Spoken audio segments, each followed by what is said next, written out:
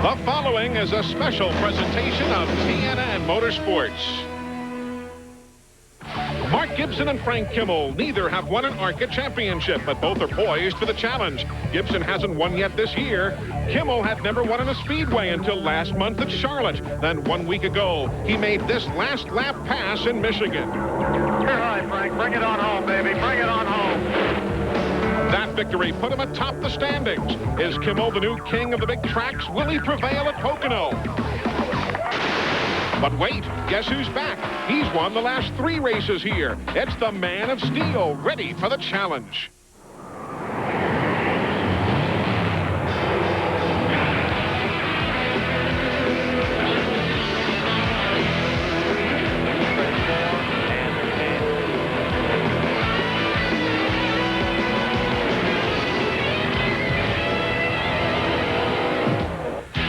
It is a beautiful day in the Pocono Mountains of Pennsylvania. The ARCA Bondo Mar-Hyde Series now midway through the 1998 season, and today they go 400 kilometers, 250 miles here at the Pocono International Raceway. Hi, everybody. I'm Eli Gold. Welcome to TNN Motorsports live coverage from the Pocono International Raceway. The ARCA Series, the Automobile Racing Club of America, they crowned their first champion back in 1953. They've been around for a while, and some of the best names in the business have won ARCA races. Darrell Waltrip, Mark Martin, Benny Parsons, the late Davey Allison, even the legendary Curtis Turner won an ARCA race back in his driving days. Buddy Baker, who joins me today, also knows the importance of this series. Even though it's not NASCAR, it certainly has its place here in 1998. You need a place to start, and ARCA has a rich background of drivers that went on in Winston Cup and become great stars. The one thing they do have over most other circuits is being able to run on dirt tracks, half-mile tracks, and the super speedways. And when they leave here, they're ready for Winston Cup. A lot of interesting storylines here to pass along this afternoon. Yes, Tim Steele is back after that devastating accident of last November. He's raring to go here this afternoon. Also today, Mike Cicchetti is the man. First time ever to win a pole in ARCA competition. And the point situation changes virtually each and every week. Frank Kimmel grabbed the top spot just 1 weekend ago at Michigan Speedway. But let's take those storylines one at a time and go back to the 5th of November of 1997. At the Atlanta Motor Speedway, Tim Steele was testing a Winston Cup car for Bud Moore. That was the result right there. And for Tim Steele, a lot of dark time after that. As a matter of fact, he doesn't remember much until Easter of this year. But he remembers how to get around Pocono International Raceway. He's on the front row, and Steve Burns is alongside Tim Steele. Eli, what a courageous comeback story this is. Tim Steele, a 3-time ARCA Series champion. He won 12 races last year, and he's won on this racetrack 5 times. But, Tim, the big question is, describe your emotions as we get ready to start this race. You know, it's so hard to describe. I've been out for 6 or 8 months now, you know, and it seemed like 6 or 8 years. And it feels so good to get back in the car and feel like it was only yesterday that, you know, I was out of the car. Everything feels good. You know, thank God that it's given me the natural talent, I guess, to drive one of these things. And I'm just glad that I haven't lost any of that, I don't think. Well, good luck. There's a lot of folks pulling for you. And on the front row next to him, the pole sitter with Glenn Jarrett. Hey, thanks, Steve. You know, an emotional story here, too, as well. Mike Cicchetti used to be a crew member for some Winston Cup teams. But you know what? He decided he could do this better than the drivers he was working for. And in only his 3rd trip to Pocono, man, you put this thing on the pole. What do you got to do to keep all these guys behind you, Mike? Well, I don't know. We just want to keep all 4 wheels on the thing, have a good, clean race. Don't know if we're ready for Winston Cup. I'd love to be up there with the big boys, and I wouldn't go as far as saying that I'm better than them yet, but we're working on it. I've been real fortunate to have some great sponsorship from Hughes Supply and their family of associates, Ream Air Conditioning, Bathcraft, and Bath Style. And we've got new sponsorship that came on board called the Winter Circle Incorporated, which hopefully that's an omen because we're going to put this thing in the Winter Circle this afternoon if we can. Hey, we're just glad to be here. I'm real fortunate to have met some really fine people that have helped me out and made this deal possible. I want to say hi to my kids, Michael and Ashley, down in Clayton, Georgia. And I'd like to say get well to my Aunt Tina up in Chicago. I gave her this haircut just for her. Well, best of luck to you, and we'll let Eli tell the story about his aunt. That's a touching story, Eli. It really is. Aunt Tina Cavallo is undergoing chemotherapy at a hospital in Chicago. And though she lost her hair, Mike said, I've got to do something and keep the family together. But he also said, you know, Aunt Tina, he said, it's not what's on your head, it's what's in your heart that counts. And you're a very special person. And clearly Mike Cicchetti is as well, honoring his aunt here today as she battles cancer in Chicago. We're back to talk about the point standings when we return to Pocono in a moment. Welcome back, everybody. We are live with you here at Pocono International Raceway. The ARCA Bondo Mar-Hyde Series set to go racing here in just a few moments. Welcome back. As we said a short while ago, the point standings this year really taking a turn virtually each and every week. As a matter of fact, as we take a look at the numbers right now, you'll see that just a weekend ago, by virtue of his victory, Frank Kimmel leapfrogged over Mark Gibson. And Gibson, in his own right, a very interesting story here today, going with the only Ford Taurus in the field. But we're getting ahead of ourselves. Frank Kimmel becomes Mr. Super Speedway with a couple of big track wins here in '98, Glenn Jarrett. Yeah, Eli, he's got more wins than anybody in the series. In fact, he has 3 wins overall. He starts 5th here today. In practice yesterday afternoon, he was one of the quicker cars. How about it, Frank? Can you get to the front? You've never won at Pocono.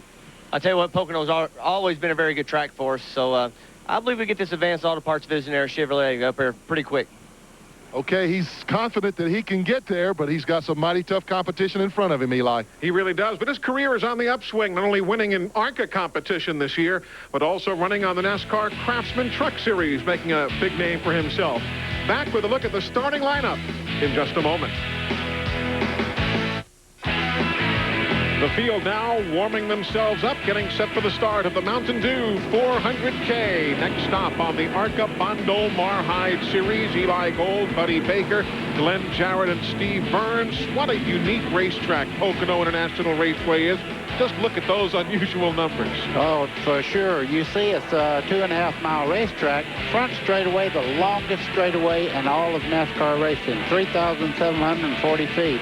Long Pond straightaway, probably the fastest part of the racetrack because of the turn speed coming out of turn 2. The north stretch, 1,780 feet. You look at the turns, they're all banked differently. First turn is 14 degrees, then it goes to 8, and then to 6. And you don't even really use that 14 degrees of banking, what limited banking there is. There you see the numbers that pertain to today's event, with Mike Wallace not entered here today, still holding the race record as the field now gets the 1-to-go signal. Why don't we take a look at the starting grid for today's event? He was 4th a year ago. Mike Cicchetti's on the pole, and the first race back for Tim Steele since November. Bobby Hamilton Jr., his first ARCA start, and in a Bud Moore-owned car, Blaze Alexander. The point leader is Frank Kimmel. Gary Layton, he's got David Ift calling the shots for him. Andy Hillenberg, who tested the IROC cars the other day at Indianapolis. And Mark Gibson, buddy, we touched on the fact earlier that he's got the only Ford Taurus in the field today. I think Mark will run very well. I'm sure he's learning a lot about the car as we watch him run today. You just don't change body styles and have a great race car to begin with, even though they have been running on the Winston Cup circuit all year long. Veteran Gary Weinbrower from up in the Cleveland area. And in a Bobby Gerhart car, Jerry Hill starting the number 51 machine. Dirt racer Chuck Weber is here. The 48, Jim Lamoureux, that number made famous by James Harvey Hilton, who is also here at the racetrack this weekend. And there's not a good sign, as Chuck Weber, of whom we were speaking moments ago, already has the hood up on his automobile. Kirk Shelmerdine, second day qualifier there as you look at the remainder of the field. The 06, Brian Collins, he's a late model racer from Flat Rock Speedway up in Michigan. From the Hooters Cup, Michael Zazula, and there's James Hilton in his own number 76 here today. And the remainder of the field, 2 of those drivers right there having already withdrawn. Drew White in the number 12 and the 62, Steve Bramley, not starting here today at all. But that's the update. The field getting set to go green the next time by behind the pace car. We do have some onboard cameras for you. Bobby Gerhart, the veteran from Lebanon, Pennsylvania, will be giving us a ride. Glenn Morgan starting in 14th starting spot. The pole sitter, Mike Cicchetti, will be giving us the view as he heads now towards turn number 3, the flat turn here. Andy Belmont with America Online and Jasper Engines sponsoring the number 40 machine. And the series point leader, Frank Kimmel, will be taking us racing from the 5th starting spot. Now, Buddy, a lot of folks know that this is the track where a lot of times we'll see drivers shift into an overdrive. Not necessarily here in ARCA competition, though. A lot of these guys don't want to take the chance of maybe breaking the motor because of shifting so late. You're going to see something at the start of this race you very seldom ever see. 4 and 5 wide down the front stretch. Green flag is in the air, and we are racing the first of 100 laps, 250 miles, 400K, and Buddy, you called it. They go on the wide, a straightaway 6 wide.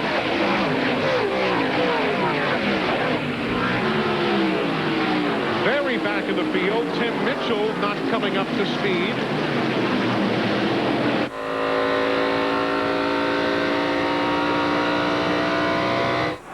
Through that high-speed hairpin, turn 1. Now the Long Pond straightaway, named after Long Pond, Pennsylvania, the town in which we are.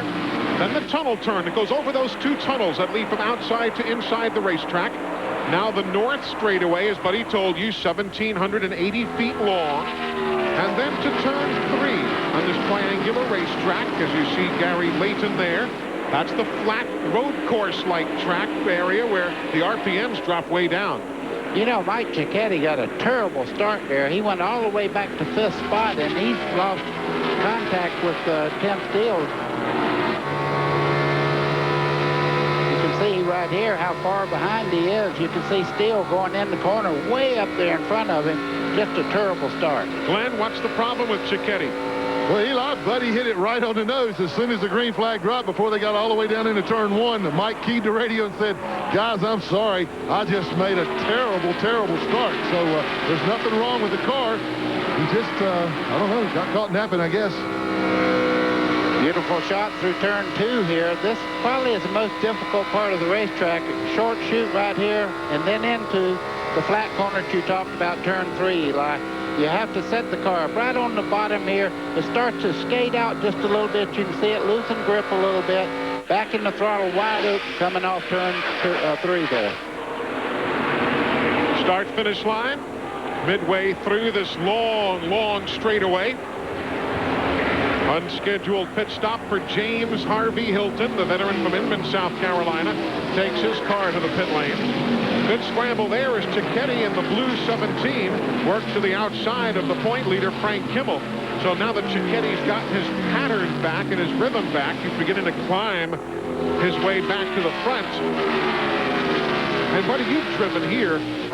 You know this far better than I, but if they tell me that getting into a rhythm at this racetrack, more critical maybe than anywhere else. You could hear it right there as they start down into turn 2, picking that throttle up easy, not to offset the car. You see Kimmel making a move back as they go into the flat corner. The car on the outside starts to pull back. Now he had the best line through the corner, but Cicchetti really fighting very hard on that outside groove.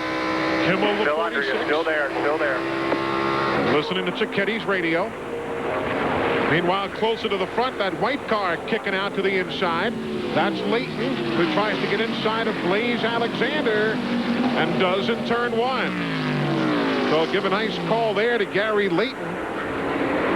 Good battle right there for 5th still as Kimmel in that red and yellow machine and Cicchetti in the blue. We're getting a report that Cicchetti says this car is pushing just a little bit off the corner, but he's doing a great job on the outside, holding Kimmel back there. Finally, he makes a move. Kimmel gets a spot. Clear. Let him go. What no sense racing through the tunnel as tight as I am. You heard, no sense racing him through the tunnel corner at this stage of the afternoon. We're only 3 laps complete of 100. We mentioned earlier that Frank Kimmel goes NASCAR Craftsman Truck Series racing as well. He plans to run Nashville and possibly Indianapolis Raceway Park later this season. And here comes Layton. He's going to draw to the inside of Steele. Wow. Gary Layton, can he hold it down? No. Tim Steele says, I've been waiting a half a year for this. I'm back, and I want to be leading. If you were watching or possibly in attendance at Michigan last week, you saw Gary Layton there lead 46 of the first 100 laps. So the fact that he's running up front with help from crew chief David Eft, not really a surprise. Steve Burns, what's Tim Steele telling the guys on the radio? I'm sure he's like a kid in a toy store, huh? Well, Eli, we heard him talk right before the race, and everybody was very excited, everybody pumping each other up. So, yes, you're right, very excited. Also want to mention, we documented his closed head injury from that practice wreck in Atlanta in November. Tim also had to leave the track yesterday with a kidney stone, but he told me today, just before the race, that he feels great, absolutely no pain for today's race. Eli, in the third place car, they have a black 66. That's Blaze Alexander in a Bud Moore prepared car. He's going to drive for Bud Moore later on in the year. And I tell you what, he's making a great run towards the front right now, holding third position. Blaze is a former ARCA Rookie of the Year. Bud owns the car, but Mark Thompson's Phoenix Air Team with crew chief Don Strait calling the shots here at Pocono. 5 laps complete. We're back in a moment. TNN Motorsports live coverage of the Mountain Dew 400K is being brought to you by Super 8 Motels, over 1,600 throughout Canada and the United States. Welcome back, everybody. We are still under green, but Mark Stoll, at least for the moment, unfortunately, living up to his last name. Looks like he is stalled as he is limping there on the back straightaway. That guy, great racer. He's had that Auto Bell car wash sponsorship as far as, back to my childhood days, it seems like. Those folks have been with Mark Stoll forever. And he found one of the escape roads there for the moment, but now he's across the tunnel and have to wait and see without benefit of banking. It's tough to limp all the way around here. Well, I don't think he'll make it all the way around, but he does have another access road just in front of him up there that he can take unless he decides that he needs that caution to get back to the pit, and he may pull over on the racetrack. You can see there, the steel went in the corner, that little black return road there on the inside of the racing surface. Tim Steele, now the race leader. Gary Layton running second. Let's go to Steve Burns for an update. Eli, moments ago, you documented that Gary Layton took a look underneath Tim Steele for the lead. Well, Steele had to change an ignition box. The car had developed a little bit of a miss, but he changed ignition boxes, and now the car's up to full song. Oh, good opportunity there for Steele. Now we back up just a little bit and watch a pretty good battle right there for fourth spot on back. You've got Gibson in the only Ford Taurus, then Kimmel, then Cicchetti, the pole sitter. The Taurus only became legal for ARCA competition a couple of weeks ago, but even from the view we get here, you see that big old wing on the back of that Taurus. That can't help. I could see something else. He would love to have a little more bite in that car. The back of the car was very nervous going through that corner, and you can see Gibson fighting to get control back as the back end slid out on him. We've got caution on the speedway because Mark Stoll has indeed come to a stop at one of the precarious spots there. We got off the racetrack, but is still close enough to the racing groove, as you can clearly see, that the ARCA officials decided to throw the caution. The first one here at Pocono today. 9 laps complete. Tim Steele, the leader. We're back in a moment.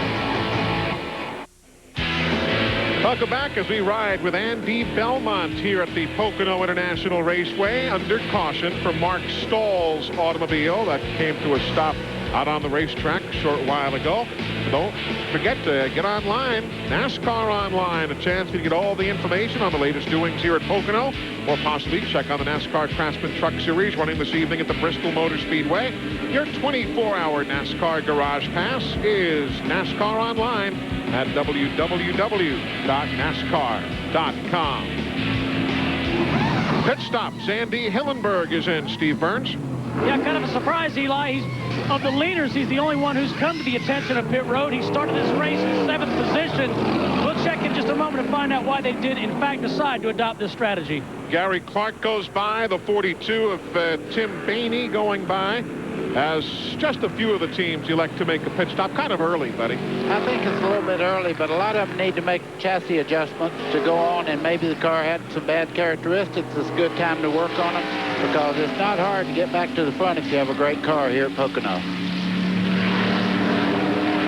The 85 right there. We talked of Gary Clark a short while ago. That number familiar to you? It is the former number for Bobby Gerhart. There's Kirk Shelmerdine, a second-day qualifier, running in 16th right now here at Pocono International. Of course, longtime crew chief for Dale Earnhardt, and he just had one of the plum jobs in the business, buddy, and he said, I'm going racing myself. And had the race won last week in Michigan, and had a motor problem on a restart there and fell out. But pretty interesting story with him. The Clements Racing engines out of Spartanburg, South Carolina. Crawford Clements, a lot of people remember, used to build quite a few engines for people around the country. They're behind Kirk's motor program right now and helping him out. And boy, I tell you, he needs some help, because he said he had to wait almost till time to leave to come up here to get engine parts. Indeed so. The field about set to go. Back to green. Nice and smooth, nice and smooth. Green flag, green flag. Come on, buddy, go, go, go. See, snuck up behind that 41. Go, go, go, go, go, go, go. There you go. Well, one way or the other, they've all gotten the message. Whether through Hank Wetzel's green flag or the spotter on the radio. Look at the jump that Steele has got. They're second on back. And Tim's already got 10 car lanes. Look at that. Well, Gary Layton, for some reason, didn't come up to speed. And until you go by the start-finishing line, you're not allowed to pass the car in front of you. So he was kind of hung up there in traffic. Layton got a bad start there. Battle for 5th place. We're riding with Frank Kimmel. Just ahead of him is Mike Cicchetti. By the way, Steve Burns tells us that they were having an overheating question on the Andy Hillenberg car. They came in and removed some tape from the front of that automobile. The 4 car of David Boggs is off the pace. You can see him coasting around there. Very early in the race, be having so many problems with the cars, but he has gotten onto the return road, and I don't think he's going to make it back. So he's limping around the track as Kimmel again tries to challenge. Looking to grab 4th away from Cicchetti. And see Cicchetti pulling him over towards turn 1. There. See Cicchetti's car, they're not able to stay down on that white line, and that's the quick way through turns 1 there. So right at the moment, the car may have characteristics that don't allow him to turn into the corner and stay low. He's pushing out just a little bit. All of the timing and scoring today and tomorrow brought to you by MCI. Look at Cicchetti there trying to get Gibson out of the way. Well, that's no horns on these race cars, and he just let him have a little chrome horn there as they started into the corner. Glenn, I don't know if you can see that at a monitor down on pit road, but Cicchetti just kind of moved Gibson out of the way. Hey, Eli, this is ARCA. We don't have monitors down on pit road. What are you talking about? No, but you were talking, you know, Buddy hit the nail right on the head a while ago when he said that Mark Gibson was a little loose. I talked to Gene Gibson. They worked on that car, and they did indeed try to loosen it up. It's got tremendous downforce. But also, Mike Cicchetti keeps talking about how badly his car is pushing. So you got 2 at the opposite end of the spectrum there, but they're putting on a pretty doggone good show. And Gibson's cars also got a lot of rebound in those shocks, too. They were really working on the shocks to try and get the car comfortable here at Pocono. You see Cicchetti there, easy enough for me to say, as he goes down the long pond straightaway there towards turn 3. That, to most people, they'd say the front straightaway has to be the quickest place of all on this raceway when you look at the size and everything that's combined. But coming off turn 2, you're carrying about 40 miles an hour more speed than you do coming off turn 3. There is Cicchetti. You saw the drop between he and Blaze Alexander just ahead of him. It's just over a second. There's the spread right there. Alexander in that black and yellow 66. And there's Cicchetti, and then he has an equal distance on Frank Kimmel, the point leader, who's running right there behind him in that red 46. Layton, that's he in the white car there, number 74 in second. This is his first ARCA event here. Now he's run here in the old NASCAR Sportsman Series, you might remember. But this is his first time here in this particular heavier car.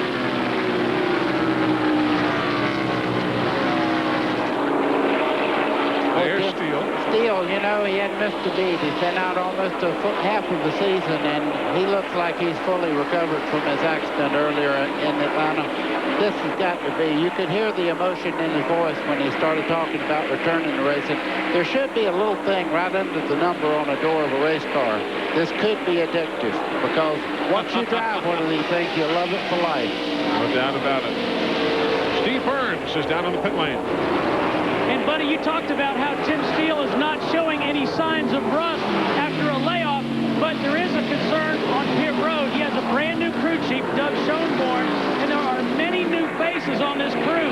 They were the series champion last year, but we'll see how this team works once they hit pit road for pit stops again.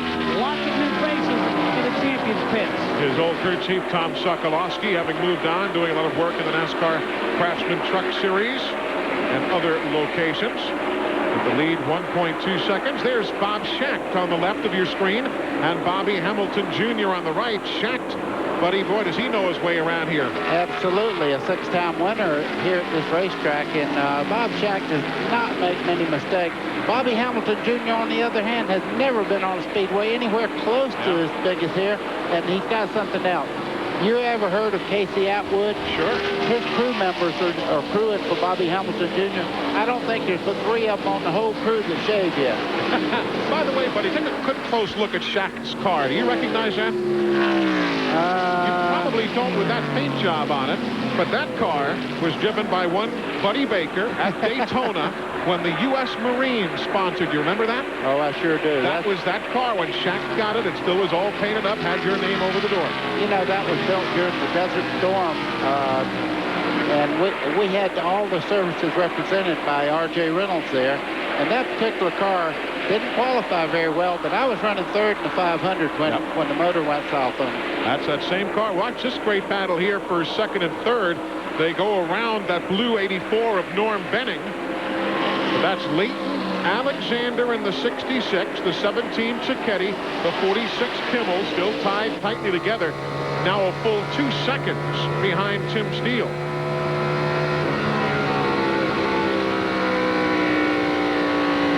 Tight, high-speed hairpin turn is turn 1. Woohoo! You can see Blaze that? Alexander really wrestling that car to keep it straight in the center part of the corner. But, you know, sometimes you run much quicker here with the car just a little bit loose so it'll turn and stay down low when you actually use the throttle to balance the car. Through the tunnel turn now on that north straightaway. Blaze Alexander there in that 66. He's from just up the road a piece in Montoursville, Pennsylvania. Dad, Blaze Sr., a very successful car dealership owner up here in the central Pennsylvania area. Pretty darn good race between Really second, is. third, fourth, and so on. But I tell you, Tim Steele's gone south on him.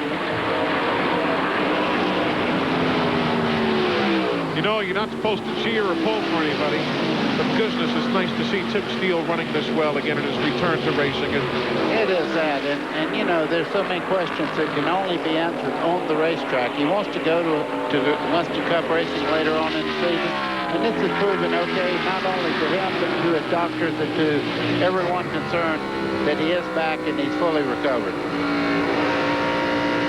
We are 18 laps into today's event. 100 makes up the distance. We are back in a moment.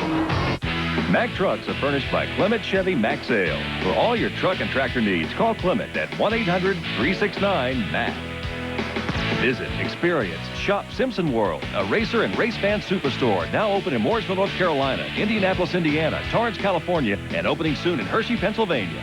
Race fans, you make the call. New LCI long-distance customers receive 30 minutes of free calling and a calling card featuring participating drivers. Don't delay. Call now, 1-888-TEAM-LCI. Good scramble on the racetrack as we welcome you back to Pocono. Leighton in the 74, Kimmel in the 46. That's the scramble for fourth spot, and Glenn Jarrett, Leighton backing off just a little bit now. Yeah, he had to, Eli. The car's a little bit loose, and his crew chief, buddy, you'll be happy to know, is David If. And David radioed him just a minute ago and said, hey, take it easy. We're only 10 to 11 laps away from a pit stop. They're going to have to come in around lap 31 or 32 if this thing continues green. So he told him to take it easy. They would tighten it up when they came in for fuel and tires. So that's the story on Leighton. Now as they scramble around Blaze Alexander, there's Cicchetti, that blue number 17, dicing his way around. We've also had a pass for second moments ago. While you were away, why don't we take a look at that so we can bring you up to speed on what transpired. Cicchetti and Alexander. Well, you see Blaze Alexander in the 66 on the outside. Cicchetti gets a preferred line on the bottom side there. Makes it look pretty easy as he goes on by. Riding now with Mike Cicchetti across the tunnel turn and setting himself up for that flat turn number 3. Nice entry into the corner. You can see very little wheel movement as he turns the car in. He comes up on lap traffic there, lets the car slide out just a little bit, gets way out near the outside wall, and then look at that front straightaway. It looks like a landing field for 747s or something. You saw him shift right there into overdrive. Some teams shift, as we said earlier, some don't. Not even every NASCAR Winston Cup driver shifts. Most do, but some don't. Eli, if they want to go to the pay window when this thing's over, they better be shifting in Winston Cup, because I'm going to tell you something. He who does not shift is like going to Daytona and not wanting to drive. Interesting, well put. I saw another car kind of off the pace here. You can see him using the return road. Will this bring out a caution that leaders really need, because some of the guys stopped a little later than other people and can stretch it a little bit. Now, Norm Benning is the driver right there. We'll have to wait and see. It looks as though he's under power. He's going maybe a tad too quickly to just be coasting, but we'll wait and see whether Norm Benning can make it all the way back around.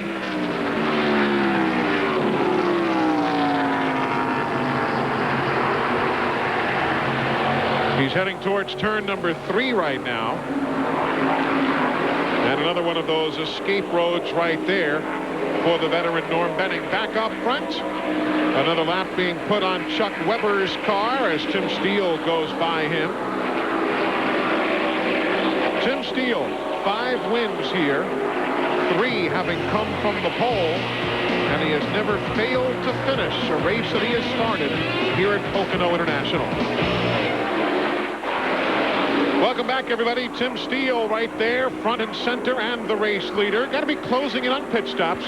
You heard Glenn tell us a short while ago that for some, the window will open at lap 31, 32. Others told you and I earlier this morning, buddy, that they might be going as early as lap 28 or 29. So we're getting darn close either way. I think so. I've got some reports that maybe Tim Steele might be heading down pit road next lap by or this lap. We'll wait and see what happens. He has led from the get-go. Took the lead after a bad start by the pole sitter Cicchetti, and here comes Steele, and he is coming in. So Steele is coming in at lap number 28. The race leader is in. There's a great battle now for the lead. It'll be Cicchetti and Kimmel. Drag racing to turn 1. Give Kimmel the lead. Let's go to Steve Burns, who is awaiting both Steele and Leighton. And Eli, as we said, lots of new faces on this team and this pit crew. Doug Schoenberg, the crew chief, is going to jack the car. Pat Hornacek is on the front tires. Again, all new faces on a team that won the championship in the ARCA Series last year. They will not make any chassis adjustments, just 4 tires. They had a long time on that right rear. Now, finally, to the attention of the left rear. The front tire goes on. A very long pit stop for Tim Steele. This is going to be costly here in the pit. Extremely long pit stop. 30.4 seconds. Tough stop. Boy, it was. And there's Gary Leighton in to the attention of David F's led crew. A far quicker stop there on our watches. Still not blazing, but 24 seconds, which will be 6 seconds faster than that of Tim Steele. Meanwhile, let's pick up the Mike Cicchetti, Frank Kimmel story right there. We saw Kimmel going by a short while ago, and Cicchetti came right back, buddy. Oh, you see, just a little light touch there to let him know, hey, I'm coming on the inside. I'm sure Kimmel felt that it was more than just a light touch, but you see Cicchetti there with great drive off the corner. Some almost 2 car lengths in that short a distance coming off the corner. Glenn Jarrett told you earlier in the day that that man, Mike Cicchetti, was a former general mechanic in NASCAR Winston Cup racing. He was with Alan Kulwicki initially, then moved to the 75 team with Rick Mast. As a matter of fact, he was with Rick when he won the pole at the Brickyard 400. I'm right behind him. I'm looking at him. Frank Kimmel telling his spotter, I know where he is. Well, let's go on to 33 then.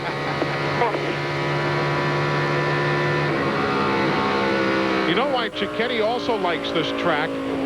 There's a lot of flat on this racetrack. Obviously, we've talked not much banking. Now, when Cicchetti started driving, he was driving at the old Hialeah Speedway down in South Florida. I don't know if you've been there, buddy, but it's basically flat as a pancake. Well, there's a certain feel that you have. I feel that Dale Jarrett has a characteristic about his driving. When you get him on a place like Milwaukee, he's as good as I've ever watched. He's pretty darn good everywhere, but flat track takes a lot of driving finesse. Blaze Alexander getting serviced right now from the Mark Thompson crew. Thompson's Phoenix Air team is crewing the car. What is that? Did that roll off the jack? Looked like the car kicked forward. Exactly what you said. They're rejacking it up there. Looked like the car kicked forward. The car's owned by Bud Moore, and Bud has one of his crew members from Spartanburg here, but basically it's the Thompson team doing the work, and that little extra time there proves to be costly for Blaze Alexander. Yeah, but they still made it in 26.4 seconds. That is not too bad for falling off the jack with the left side. That's first and second. Cicchetti on the left, Kimmel on the right. They have yet to stop. Third place runner Mark Gibson has not yet stopped, nor has fourth place Bob Schacht, nor has the urban cowboy, as he calls himself, Bob Strait from up in Chicagoland. He's running in fifth right now. Bobby Hamilton Jr. is sixth. Bobby Gerhardt is seventh. Kirk Shelmerdine is eighth. Rich Woodland Jr. running in ninth right now. And rounding out your top 10 is Mark Wilson. You know, you're always wondering where Andy Hillenberg is in one of these races, and he's running in about 14th spot right now. But I have a report that he only has third gear now. He's going to try to make it in third gear.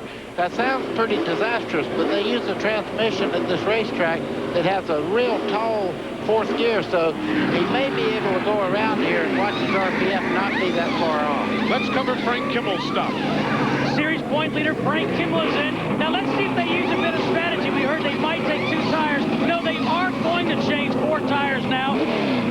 Right side's finish coming around to the left. Remember, Tim Steele had a very long pit stop, 30.4 seconds. Kimmel's going to go with 4 tires and no chassis adjustments to the number 46. So there is Frank Kimmel pulling away right now after the stop. We have yet to see Mike Cicchetti come in. Here he comes in right now off the turn 3 area. He's preceded down pit road by Gary Weinbrower, the veteran campaigner from Cleveland. And Glenn, he's got a long way to go, Cicchetti does, before he gets down to you. Yeah, he does, Eli. In the last few laps, they have been really cautioning him to watch that fuel pressure, and he just radioed in right as he dropped on pit road, said the fuel pressure was gone. The car is still running, though. This will be a 4-tire change with fuel. The car was a little tight when he started out, but then it freed up to his liking. We saw him make a little bit of a run. It's Steele there for a while, actually turning laps faster than Tim Steele, so they're not making any chassis adjustment. They may have made a very slight air pressure. A little bit of trouble moving around from the left side there. He almost stalled the car. Oh, we got the climb. Oh, the jack falls. You can see that. Now they've spilled fuel everywhere. I tell you, these guys don't get to do this very often on super speedway. We're already up to 30 seconds. The car has stalled. Oh, this is costly. This is big-time costly. They did, however, get all the fuel in the car. There they made a chassis adjustment to the left rear, and they go to push him off, and he still is not away. He was 38.6 while he was still in the pit, and it still has not started. The car has still not refired. And now he's in a precarious spot, as you see. It just fired up. He finally got it restarted as he goes back into the racing surface there. Other pit stops. Bob Strait is coming in. There's your leader, Gibson, with Schacht running second. So if a pass comes here and Schacht looked like he's setting Gibson up, this is for the lead.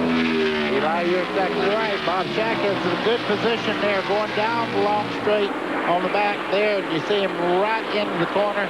Gibson looks like he's off the pace just a little bit through turns 2. Gibson, you see him waving his hand. He's either coming in or I think he's coming in pit. He is second in points, Gibson is. So he doesn't really want to risk anything right here. Come in, make your stop. We're at lap 34.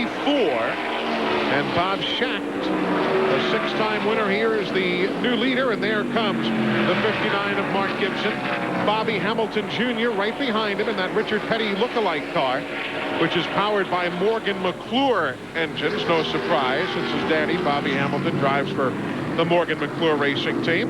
And the reason that looks like a Petty car is because it is. They purchased it from the Petty Engineering Group. They're at lap 35. All of this taking place under green. Kirk Shelmerdine is now running second. There he is. He's 4 4/10 of a second behind Bob Schacht as he puts a lap on Tim Bainey.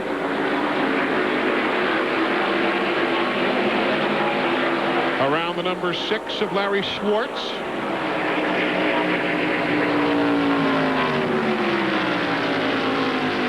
You know, Kirk's not a bad race car driver. No, he's very, very talented, Eli. And, you know, he probably left the #1 position as far as mechanics go, being the crew chief on Dale Earnhardt's car, to pursue a dream. And I think that's what racing's all about. It's somebody that says, okay, I want to do that. Whatever it takes, I'm going to do it.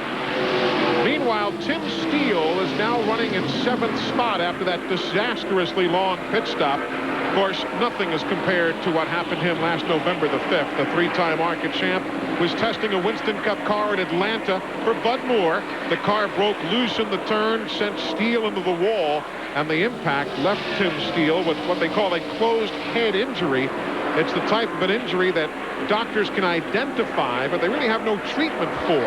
So Steele had to begin this long recovery. He was left with severe headaches, blurred vision, a lot of memory loss. And I had a chance to sit down with Tim Steele here at Pocono yesterday to talk with him about many different items. But we began talking about the accident November 5th. Let's begin, obviously, with November the 5th of 1997. How scary a day was that for you and for your family and so on? You know, I think it's been more scary for other people, you know, my family, people that are close to me and stuff, and the people that were there to see the wreck. I don't remember from November to the 5th till all the way through Easter. That time, there's certain things through that time that I remember just like it happened 5 minutes ago. And there's other things to talk to people about, and they say, we went and did this, or went to eat here or there. And I'm like, I've never been to eat there, done this or that. And, you know, it's just, to me, that's the scary part. It's like I was there, but the lights were on, but nobody was home, I guess, you know, or somebody was home, it just wasn't me, I guess you would say. Welcome back, everybody. The Mountain Dew 400K is live on TNN Motorsports. At black car number 3, Kirk Shelmerdine has taken the race lead, and significantly now here at lap number 39, he has not yet made a pit stop. And Buddy's starting to go mathematically here, although I think he's getting ready to come in soon. This could start turning some pit strategy numbers. He pulled over just now. He took the low line going into the tunnel turn there. Shelmerdine has gone, when he comes by this time, 40 laps on fuel. That could be very significant if it goes green all the way. There's Bob Schacht going by, the 75, and Glenn, he came in and pitted, gave up the lead at lap 35, but they held him on pit road. Oh, Blaze Alexander into the wall, turn 3. The 40 tries to spin. That's Andy Belmont to avoid Alexander. Caution is on the speedway, and Shelmerdine is going to be able to pit now, but here he comes down the pit lane, and he's caught in no man's land, buddy. He is that, but you know what? He got into the pits before they closed it, so he'll get right back out. Kirk Shelmerdine came down pit lane at lap 39, concurrent with the caution flag being displayed. First it was Blaze Alexander spinning, and then Andy Belmont. Let's go to Steve Burns. And Kirk Shelmerdine's going to change 4 tires. So far we don't see any chassis adjustments, no wedge wrenches. Again, 4 tires. Blaze Alexander pits right in front of him with damage to the left rear of the 66 of Blaze Alexander. Shelmerdine's down, 4 tires. Let's go to Glenn Jarrett. Well, thanks, Steve. You know, we just picked up a radio report when Blaze Alexander finished spinning there. He radioed into his crew and said that Mike Cicchetti got into him. and initiated that crash. So we'll see how that pans out. Well, Eli, you started to talk about Bob Shack when he came in. Yeah. They were going to use some strategy. They were only going to change 2 tires. They did that. They changed right side tires. However, one of the crew guys that wasn't even going over the wall straddled the wall, had his right foot on the ground over the wall, and the official assessed a 15-second penalty on those guys for having too many men over the wall. Let's go back to Steve. Hey, Glenn, we also wanted to update Mark Gibson in the 59. He pitted several laps ago on lap 34, and he took just right side tires. So we'll see how that strategy plays out for Mark Gibson. And there you see the Andy Hillenberg car that has also stopped on the racetrack. So we'll update all of these stories, and we'll go back to the videotape and see what indeed happened up there in turn number 3 between Cicchetti and Alexander. Welcome back, everybody. That is our pole sitter, Mike Cicchetti, who, according to Blaze Alexander, was the guilty party a short while ago, causing Alexander to spin in 3. Well, Cicchetti's got the camera with him. Let's see what happened. Yeah, I'd say. Yeah, I'd say. That's real close to a 3-pointer there. Wow. He did punt him right out of the way. And there's Andy Belmont, because he saw Alexander was in the groove where he was going, so Andy just put it into a broad-sided spin there. Well, no question. The camera does not lie. But let me tell you, that's not as bad as it probably looked, because you go in that corner, you carry tremendous speed, and you're looking at your line a lot more than you are the car in front of you. If he gets a bad run through the corner, you can close ground on him so quickly that it looks a lot worse than it probably was. I don't think he meant to do it, but he got into it. Now, a lap ago, we saw a number of teams pitting, including Tim Steele and Frank Kimmel. Steve, let's get up to speed on everybody. Okay, Eli, quickly, Tim Steele came in, 4 tires, no chassis adjustments. The same for the number 46 of Frank Kimmel, a 4-tire stop. So that's what took place 1 lap ago at lap number 40. We remain under caution. So we're going to break away and take care of a little business, then return with more from Pocono and the ARCA Bondo Mar-Hyde Series. Riding along with Andy Belmont from Langhorne, Pennsylvania, the America Online team. Getting set to go back to green. Kirk Shelmerdine and Bob Schacht both back in at lap 42 to top off the fuel tanks, buddy. Yeah, every drop will count near the end of this race as to how quick you can make that last stop. We saw Andy Belmont seconds ago. Of course, he was the other car to spin to avoid Alexander. You see, he sees Blaze right where he wants to be. He goes up high, gets in the loose stuff. Watch the flaps and all on the front of the car employ so the car stays down on the ground as he spins around there. Here's how it looks from ground level. There's Blaze spinning. Cicchetti goes by. Here comes Belmont. Right there. Yep. It's tough to catch a sliding car like that. Yeah, I was a little slow there. Glenn Jarrett, our guess correct, I assume, just fuel? Oh, yeah, well, Bob Schacht also changed the left side tires. Remember, I said he was going to use some strategy and changed only right, so they got to change left under the luxury of caution. They did top off. He will be good to go the rest of the way. I think Frank Kimmel can. I don't think that Tim Steele or Mike Cicchetti can go the rest of the way. I tell you what, if I were those guys right now, I believe before I took green, I would come down pit road, top the fuel tank off, because you're going to beat a lot of cars. Those cars are fast enough to make up that time on the racetrack. Here, here. Glenn's right on that. I guarantee you it's going to come down to a splash and go, and you want to be the one that has to take the least of the splash. He's got that right. Hey, folks, Friday night, TNN Motor Madness, the most outrageous pulling vehicles in the world. Jets, multi-engines, whatever it takes for a full pull. It's the Dairyland Super Nationals Tractor Pull, Friday night at 8 p.m. Eastern on TNN Motor Madness. And don't forget also, for a daily helping of racing, romance, and Roscoe P. Coltrane, don't miss the Dukes of Hazzard. See it weekdays at 5 p.m. Eastern right here on America's country home, TNN. Set to go green, lap number 44 on the board of 100. Car number 86, Rich Woodland Jr. is the race leader. Bobby Hamilton Jr. runs second. Cicchetti is third. Look at that fighter squadron heading to turn 1. Yeah, you get down there, that white part, you can see the dust coming up on the car on the far side there.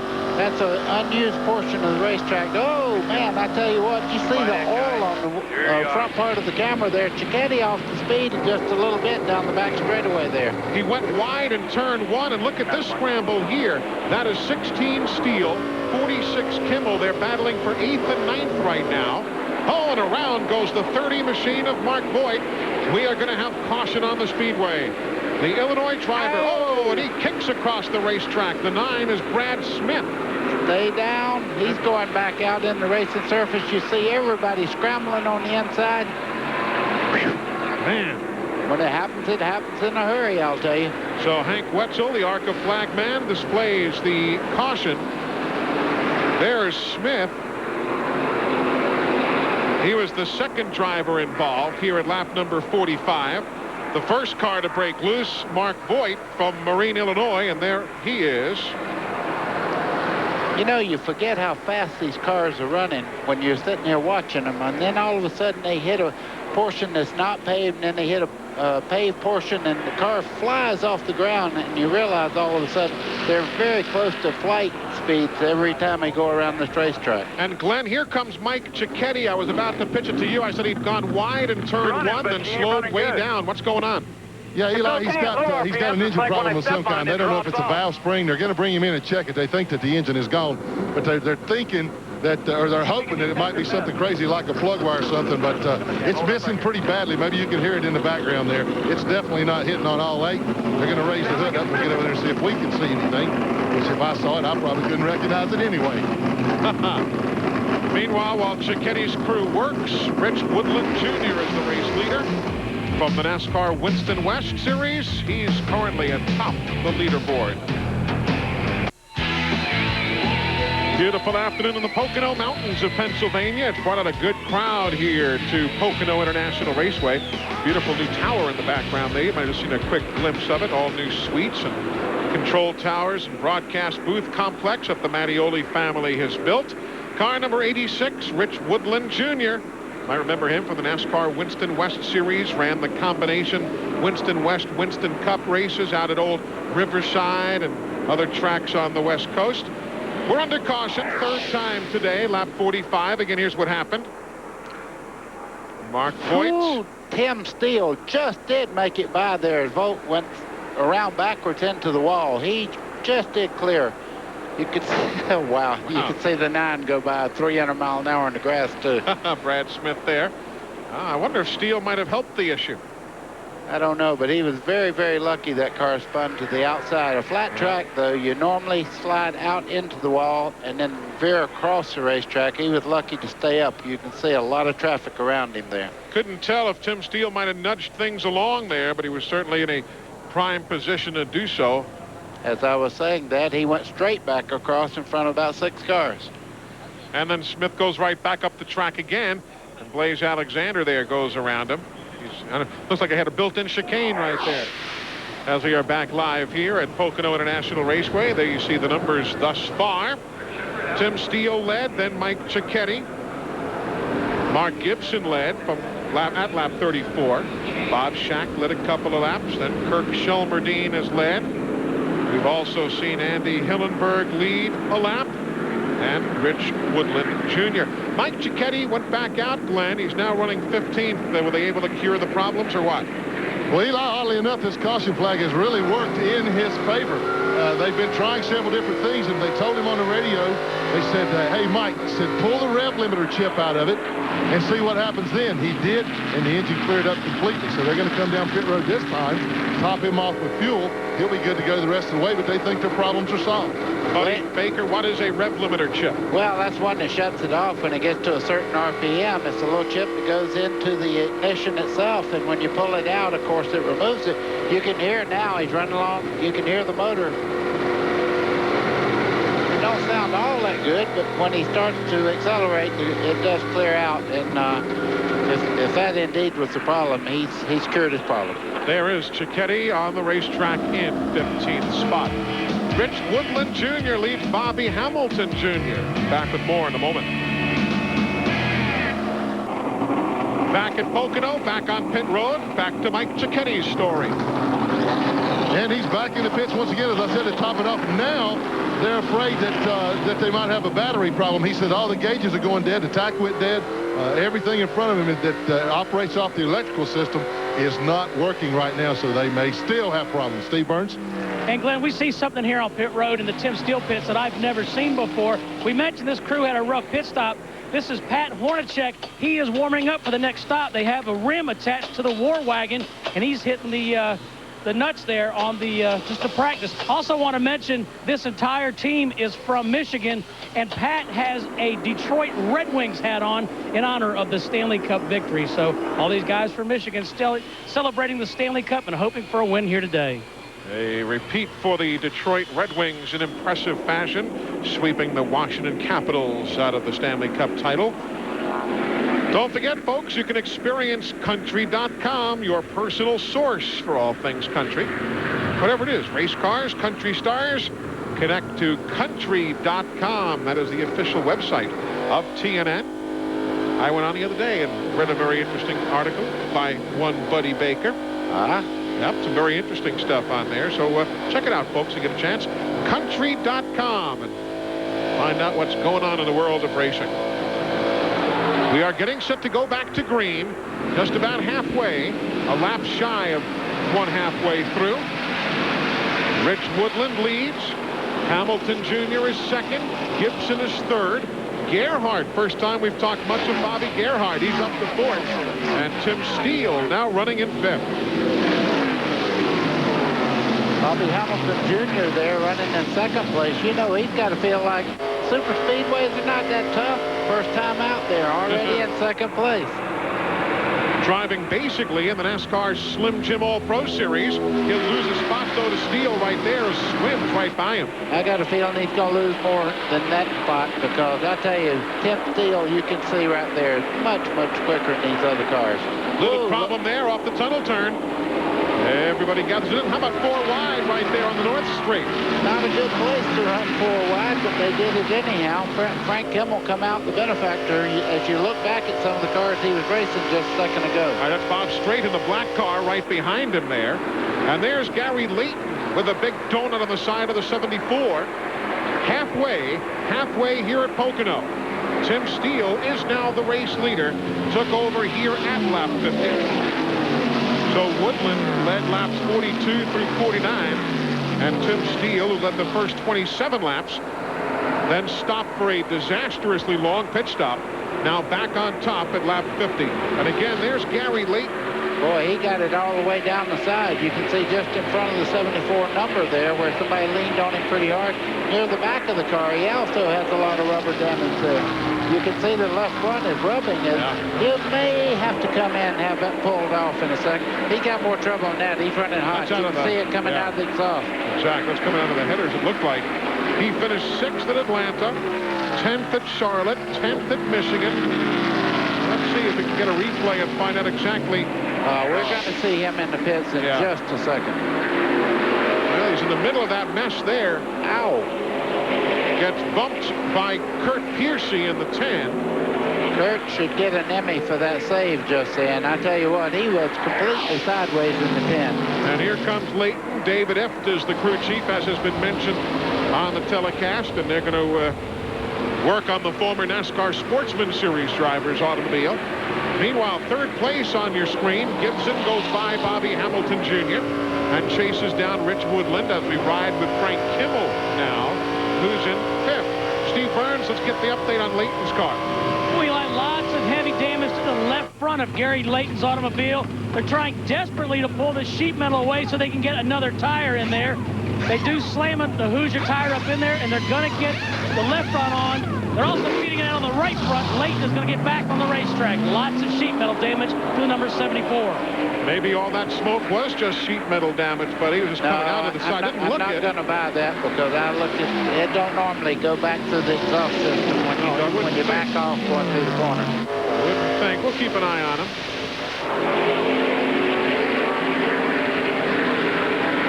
That is second through 5th on your screen. Bobby Hamilton Jr. is getting a good lesson here on a major speedway. And, you know, that's a nice part of ARCA. Right now, he's running with guys with a lot more experience, but he's able to go to school and see where they're strong, their weak points on the racetrack. Someday you'll be fighting them for the win here. Bobby Gerhart doing a good job here today. There he is, running in 7th spot, the number 5 car. Riding with him right now. Bobby has 3 cars that he owns in the field here today, including the one that he himself is driving. Jerry Hill and Gary Clark. Hill already behind the wall, but he and Clark both driving Bobby Gerhart-owned cars. Good scramble here. Gibson trying to work inside of Woodland out of turn 1. This is for 2nd. Here comes Kimmel. He'll make it 3 wide on the Long Pond straightaway. If you're going to make it 3 wide, you want to be where Kimmel is on the bottom side. You see Gibson there. He did not have the straightaway speed to put up a good fight. Tries to go to the inside, though, as they go into turn 2.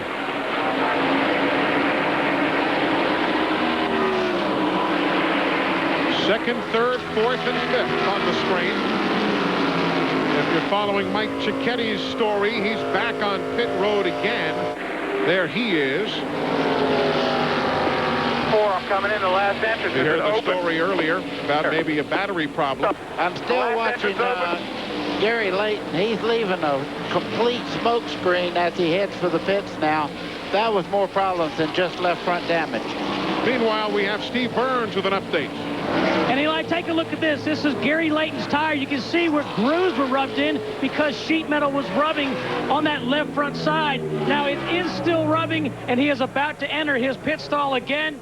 As we'll take a look, Gary Layton now in his pit stall. We have been told that it is still rubbing on the left front, and yeah, we can see the sheet metal on the left front. They're going to have to pull it out even more. Sheet metal being pulled out by David Ift and the crew. 3-4 guys trying to get it off. And again, it is still rubbing on the tire. And, buddy, they are telling us that that was, in fact, tire smoke. And we think they have enough clearance now to quit that tire rubbing. Well, you can see they pulled the whole left side of the car out there because it was pancake. I guess you see right behind the left front wheel there's a piece of metal sticking out. If indeed the smoke off that left front was going inside the car, you can see right there, still got a little smoke, though, as he goes through the gears. Well, we'll keep an eyeball on that situation. Meanwhile, that's 2nd and 3rd on your screen. And, Glenn, how about Mike Cicchetti's stop? What was the story? Well, Eli, they never could get it to quit missing completely, and that is a rented engine. They rent their engines from Penske, and Mike was just afraid he may do some damage to the engine.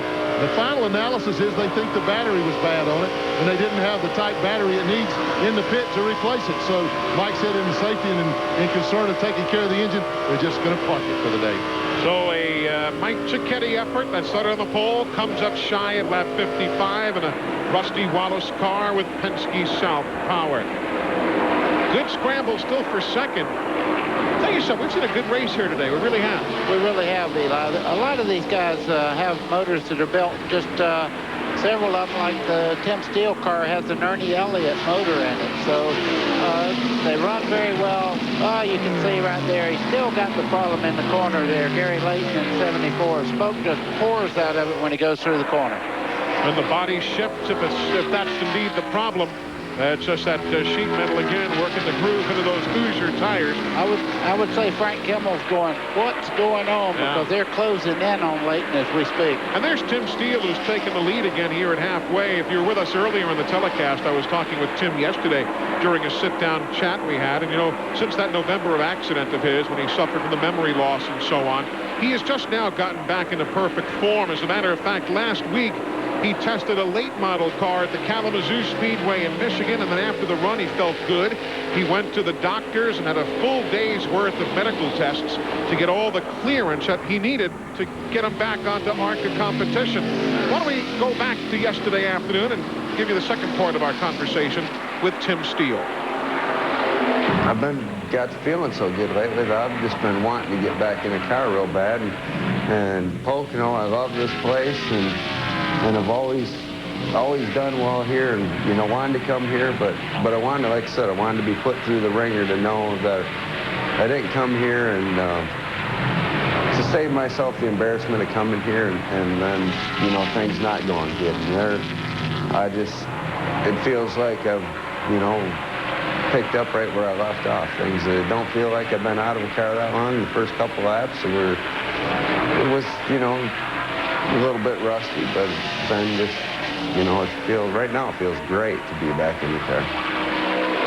And nothing feels better than leading a race like this. And Buddy Baker, if anybody can associate and identify with what Tim Steele has gone through, it's you, because you also had a closed head injury. You had to undergo surgery. I mean, it's scary. It's depressing.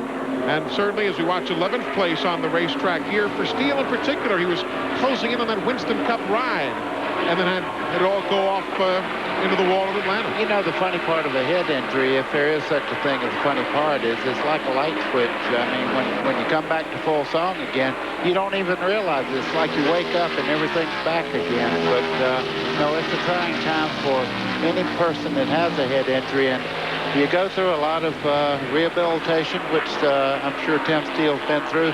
And even, as you say, I'm 100% again. Until you get on the racetrack and make it happen, you don't know for sure.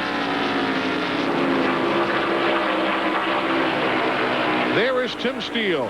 He attacks turn number 1 as he did in the days prior to the injury. He's not the guy to bet against to win it here today. Pocono International Raceway, 1993. From Lombard, Illinois, Bob Schacht picking up victory number 6. It was a happy day that afternoon, but he is not to repeat here today because the veteran ARCA campaigner has just taken his car to the garage area. As we welcome you back live to Pocono, that is Tim Steele with now a 6-second lead on Mark Gibson. 6 seconds of an advantage on second place Mark Gibson. Steele won both races here in 94. Won them both in 96. Mike Wallace, interestingly, won both of them in 95.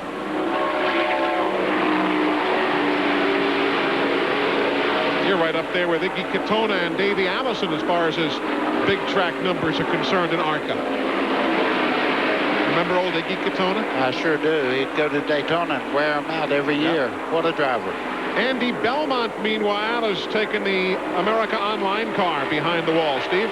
And Eli, Andy just ejectedly climbed out of the car. Andy, what put you out today? I think something let go on the ignition. The thing started laying down, and we flipped the ignition boxes, and that was good for about 4 laps and laid down again. So definitely something ignition or something like that. Just, it upsets you. We struggled again here with our qualifying deal. You know, it seems like for super speedways, we just can't get a good qualifying deal down. And we're always good for the race. I'm sure we had a top 10 car again. I mean, we didn't have nothing for the 16 or whoever's out. I'm sure they're running off the road after behind us. But, you know, we just, the guys at America Online, Jasper, they gave us this opportunity. We just appreciate it, and we'll get them next time we come back in July. Tough break. Thanks. Andy Belmont back in 95 had 3 top 5 finishes in the 5 events he ran. Comes Bob straight. This is the battle for position as he goes by Andy Hillenberg down in turns 2 there. Hillenberg trying to fight back on the outside to keep straight back. But they're side by side going into turn 3. That's for 6th place, and not bad for Hillenberg, really, who, as we documented earlier, has transmission problems. If he does, you can't tell it. You can see Gary Layton's car still smoking a little bit in the corners there, but apparently it is tire smoke that we're seeing, because anything else you'd have run out of it by now if it was smoking oil. Good run there. The yellow car in your picture, that's Jeff Finley. He's running an 8th. Finley wrecked his primary car here on Thursday afternoon. I was standing all the way down in turn 1 on Thursday afternoon talking to some folks, and he hit the wall in turn 3 a ton. You could hear it as though it happened at your footsteps. He walloped that car, but Ed Renzi, the team owner, and the rest of the guys rolled out a backup and running awfully well, as we see. In the closing laps in Michigan last week, he was one of the quickest cars there. The locals there, they stood up and cheered him because he did such a great job. Again, MCI bringing you timing and scoring of today's ARCA event, as they will again tomorrow for the Pocono 500, the NASCAR Winston Cup Series race. Jeff Gordon on the Bud Pole here tomorrow with our coverage starting with our pre-race show at 12:30 Eastern. And the green flag shortly after 1 o'clock Eastern tomorrow, right here on TNN Motorsports. Well, Bob Shack's day is done, as we told you. Glenn Jarrett is with the wily veteran. Well, Bobby, you had a lot of wins here at this place, and you looked like you were putting yourself in position maybe to get another one. You had the fuel thing under control anyway. You guys looked like you were good to go for a while, but what happened? We must have been away in the motor. You know, the engineer components Thunderbird was awesome all day long. We weren't as quick as we wanted to be, but I knew I could get them with gas mileage, and that's what it was coming down to. We were good to go. We wouldn't have had to stop no matter what. And the way everybody else was going, they had to stop, so I'd have beat them in the pits. Well, now, you don't run too much anymore, but the lure of this place, the success you've had here, you just had to come back once more. Well, you know, I haven't been here in 3 years since they repaved it, and all my landmarks are gone, so it took me a little while to get going again. But now, you know, we're looking forward to coming back in July. We'll get this motor thing fixed, and I think we got something for them in July. Okay, thanks a lot. Best of luck to you. That's Bob Shack. You see those two guys? Kimmel on the left, Gibson on the right. Remember when we came on the air, 1 o'clock today? One of our storylines was point, counterpoint. Every week the points are swapping around. Last week, Kimmel with his win at Michigan grabbed the point lead. And there you see it right there, how those two guys are battling here this afternoon. Great run for Gibson. First time out in the Terrain Taurus there, and you can tell the car is really working quite well the first time out. But everybody that's ever driven these cars tells me they have great downforce and they're good in the corner. So good run for Gibson right now, running along in 3rd spot.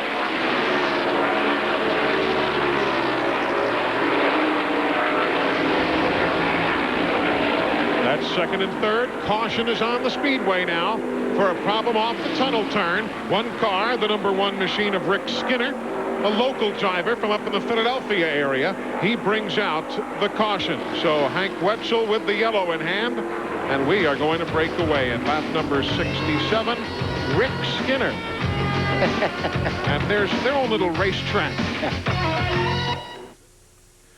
Back with you at Pocono, where the action started at lap number 39. Blaze Alexander gets turned around. Lap 45, Mark Vogt finds the wall. He brings out the caution. Then just moments ago, Kurt Piercy and Gary Layton both hang on to continue. And that is the storyline as Tim Steele has led the majority of the laps here at Pocono International Raceway. Welcome back, everybody, with Buddy Baker, Glenn Jarrett, Steve Burns, and the entire TNN Motorsports crew. Eli Gold with you. Pits have not yet opened. Took the pace car another lap to catch the field after Rick Skinner's spin, and Skinner has since driven away and made a pit stop of his own. So the field now getting set to make their way through turn number 3, and one would assume down pit road for what should be the final stop. We're only 32 laps from conclusion.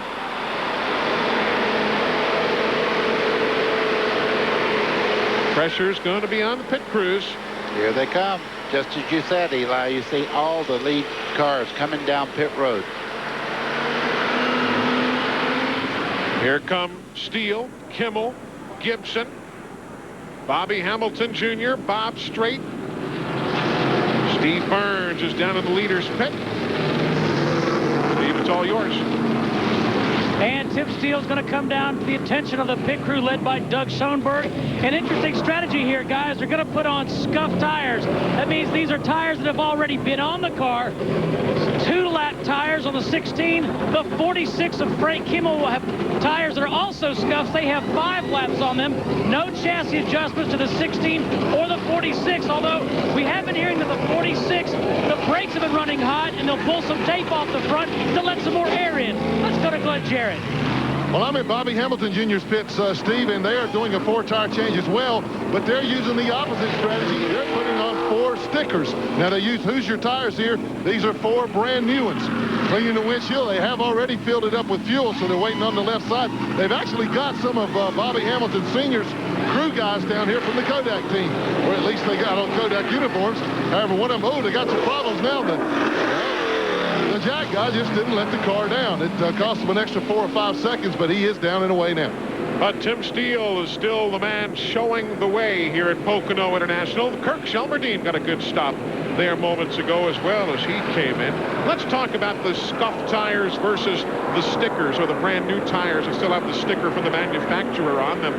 What advantage would one have over the other, buddy? Well, when you say a sticker tire, that's a brand new tire that's never been through a heat cycle or anything else. When a scuff tire, you go out, you make a run, you know the balance is good on it. You've also put it through a heat cycle. It's a little bit harder than the softer, what we call a sticker tire. Sticker tires sometimes, though, boy, I tell you, if they work, you're great. If they don't work, you have one out of balance, it could be the difference in whether you win or lose. There are some of the tires down there near the 16 team. Steve Burns has an update. With crew chief Doug Schoenberg for Tim Steele. I got 2 questions for you, Doug. First one, why put on scuff tires as opposed to brand new stickers? Well, I guess it's a lesson well learned. We've done this a few times, these long run shootouts to the checkered flag, and we just feel more comfortable with scuffs.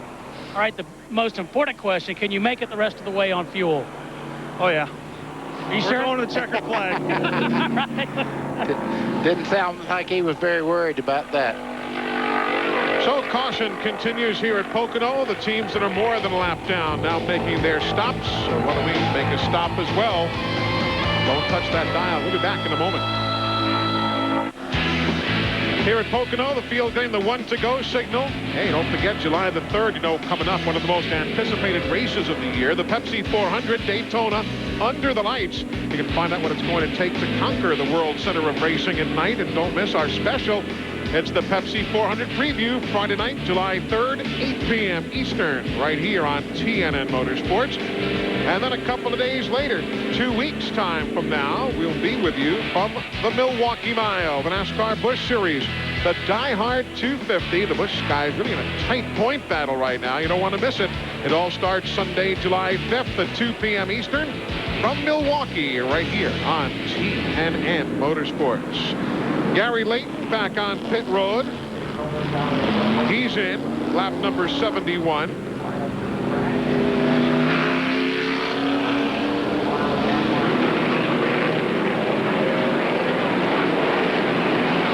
Field getting set to go back to green. Some other pit strategy, Steve Burns. Let's talk about the race leader right now, Mark Gibson. What was his call versus everybody else? Well, Eli, he's atop the leaderboard, and that's because he took 2 tires only on the right side. And remember, he did that earlier in the race. 2 tires for Mark Gibson. Well, I hate to say this, but they're going to have to put a fence up around that car to keep Tim Steele from passing him. Yeah. He's got all the good things. He's got the tires, he's got the car, and certainly the driver in that gets around Pocono very, very well. Gibson and Steele first and second. There's how some of the others did on their pit stops. Kirk Shelmerdine told you had a good stop. 9th to 4th. Haven't talked with Josh Baltus. He's had a solid run in 8th here today. All right, lap 72 of 100. Let's see if Gibson can hold off Tim Steele.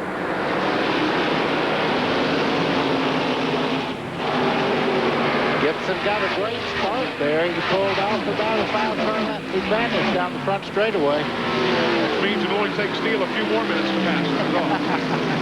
Not to take anything away from the great effort of Mark Gibson, but so far nobody's been able to put Steele away. Well, here comes, as you speak, here comes Steele on the inside. You can see far superior straightaway speed. 6 speed takes the lead there. There's a scramble with Hillenberg in the 80. Working around one of the lap machines. That was the number 11 of Glenn Morgan. Keep going. Got one underneath you. That was a very interesting shot. Out the windshield, nothing but cars, and in the mirror of that race car, you could see just a herd of cars coming behind. They were listening to Glenn Morgan's radio. Right there, he's letting everybody go by to his inside. Morgan now back to 12th. Settle down. Get in your groove there. That was scary, huh? The longest and widest straightaway in NASCAR. And in this case, ARCA competition. Of course, ARCA, over the course of this year, will be running 9 times as a companion event to a NASCAR Winston Cup event. This is the 5th of those 9 companion weekends for the ARCA Bondo Mar-Hyde Series. Oh, in the grass, can he hang on? Bill Baird going around. He better stay down out of the racing surface, which he did. He locked the brakes up once he got in the grass there, and that kept him on the inside of the track. 13th place, caution on the speedway. Bill Baird, lap number 73. Tried like the dickens to hang on, but you know the grass, only obviously it gives you no traction, but how many times have we seen over the years? I remember vividly one time, buddy, back many years ago, the late Tim Richmond, when he got sideways and across the grass, the car even picks up speed. Well, it looks like it does, and I tell you what, when you're driving it, it feels like it picks up 100 miles an hour when you get around backwards. They just don't steer the same when they get around backwards. Bill Baird, Sturgis, Kentucky. A lot of dirt experience. That's for a while why I thought he might be able to save it right there. Then ran the American Speed Association. You see Gibson there, he did not take on the left side tires, and Frank Kimmel's got by him also now for second place. Well, there you see Gibson settling in third as caution is out for Baird. Glenn Morgan tagged the wall moments ago as well. Let's take a look at that. Watch that yellow car. Back of the pack. Oh. You know, Jeff Gordon here yesterday. Sat on the pole, and he did pretty much the same thing coming out of the corner. You see right there, it bobbles about twice on the wall. Very, very good catch by the driver. Remember, Glenn has our camera. Watch this. Ow. That's when you go, Good job, though. He did not panic and maybe turn it hard left to make it spin to the inside and collect a lot of competitors there. So we're under caution here at Pocono for the 5th time this afternoon. Lap number 74. There's Who's Hot. We're back in a moment. Featherlight, the official trailer of NASCAR, IndyCar, World of Outlaws, IRL, and a major sponsor of NHRA. Remember to call Featherlight for all your trailer needs at 800-800-1230. Radio communications are provided by Racing Radios. For all your racing communications needs as well as scanners, call on Racing Radios at 1-800-669-1522. And by LA West Luxury Vans. LA West vans are available at select Ford dealerships nationwide. Call us at 800-786-VANS. Cleanup taking place there where Bill Baird spun. Baird won the pole for the race at ARCA at Daytona to begin the Speed Weeks season. Those of you who were down in Daytona might remember that back in February. Here he goes. Just the rear end brakes loose on him. Yeah, once he got in the grass, you can see it jumping in the air there, and he's really lost control right there. You can see he's fighting to keep it straight, and the more he fights, now he's starting to wiggle. Now watch it come right around on him.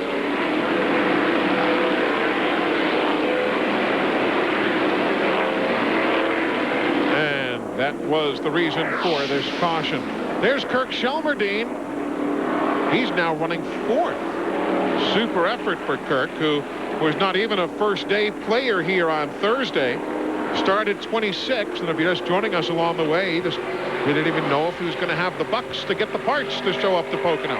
Eli, they worked just right up to the time they had allotted to make it up here in time, and Kirk and all the boys down there in Spartanburg at the Clements Garage did a great job of preparing this car after losing the motor last weekend. So the field stays under caution. They do not get the one to go. Gives us a chance to remind you about what's coming up here tomorrow on TNN Motorsports. You've got race day coming up tomorrow, 12 noon Eastern time. That is going to be right here. We'll give you all the news from Pocono and all the racing news from all sorts of sanctioning bodies across the country. That's race day tomorrow at 12 noon. Then, following race day, our coverage of the Pocono 500 begins at 12:30 with our pre-race show. 1 o'clock will be the green flag.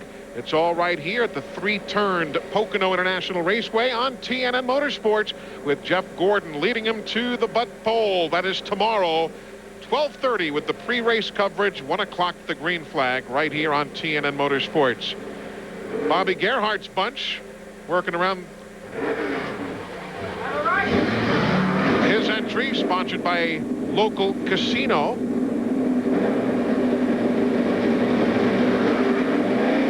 They button them up. And Gerhardt back on the racetrack running in 11th spot. Tim Steele's bunch watching. The car is called Gator. The driver is called the Champion. 1/2 lap away from going green. 78 laps will be on the board of 100. We told you earlier that Jeff Finley lost his primary car here on Thursday in a practice accident there, the number 83 machine. But Glenn Joward, he's running 5th right now in the backup. Hey, you know, Eli, we were talking about the run that Kirk Shelmerdine had done from 26th position up to 4th. Well, Jeff Finley just followed him right up through the field, evidently, because he's in 5th, and he started 27th. Great run for those guys. As I was coming down, I'm at the far end of pit road down here where the 17 car was, and where the 43 cars pitted down all the way down toward turn 1. Their guy stopped me and said, hey, man, you got to give me some coverage today. You got to talk about us. And I said, well, get him up in the top 5, and I will. So they did, and I did, so it's done. Here's Steve. Thanks, Glenn. And talking to Andy Hillenberg's crew, they said that Andy lost overdrive on that car on about lap 23, so they're trying to nurse the motor along. He's in 6th right now. They don't think they have anything for the win, but again, doing a great job of trying to nurse the motor home in one piece. And again, Andy Hillenberg tested the International Race of Champions cars, the IROC cars, at the Indianapolis Motor Speedway the other day with Dave Marcus and Jim Sauter and that whole bunch, and they said, I had a great time. A very talented race car driver. Green flag. At high line, solid at 86. 21 laps from the finish. Top moving. Boy, oh boy, what a scramble back through the crowd there. You see 5 wide down the front straightaway as they head into turn 1. That may be the best shot in all of racing for my money. There's why they were scrambling. You see the 77 there is off the speed just a little bit, coasting back around towards the front. Now the question is, will Gary be able to make it all the way around? He's barely going through turn number 1. Frank Kimmel gets around the Blaze Alexander car. Blaze is already a lap down. Only the top 11 are on the lead lap. Bobby Gerhardt being the 11th place runner. And there you see Gary Weinbrower again, just exiting turn 1. It's amazing to me that Alexander's car is able to run as fast as it is. He's minus about half of the back of that car. He got into the wall very hard a while ago. You can see right under his sponsor's name there, the back of the car is ripped right out. Gibson goes by the lap car of Alexander. Kirk Shelmerdine will be next to try and do so. Kirk is running in 4th.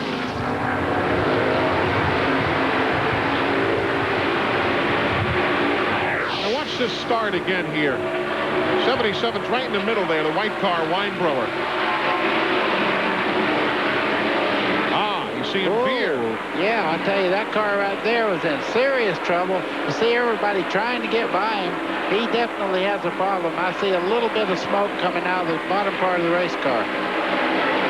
Wiggling all over the place, and everybody does whatever they have to get by. Well, you see him, he's still trying to get to the inside of the racetrack right there so everybody can get by him without causing any harm. Let's get an update on Gary Weinbrower. Eli, the problem is he is stuck in 2nd gear, and they almost ran over top of him on the restart, but he is stuck in 2nd. So there is Weinbrower. He's made it all the way around. And there you see the spread from the leader, Tim Steele, on the left of your screen, to Frank Kimmel there. And as you see atop the screen, 7/10 of a second. You know, even though Steele's been gone a while, he started today's race as the all-time leader in laps led in ARCA Super Speedway history. I'm pretty impressed with Frank Kimmel right now. He seems to be a match for Tim Steele, who has really dominated every chance that he's been close to the front. Steele has just pulled away from everybody. Right now, Frank Kimmel looks to be just as fast as Tim Steele.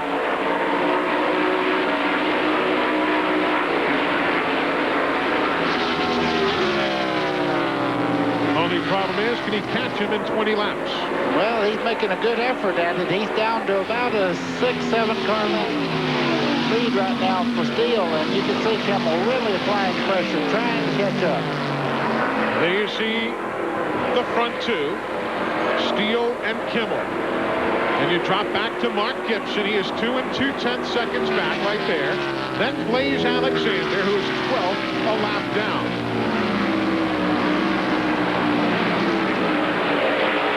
Then behind Blaze Alexander on the racetrack. You drive back to Kirk Shelmerdine. He's running in 4th. He's 3.5 seconds back.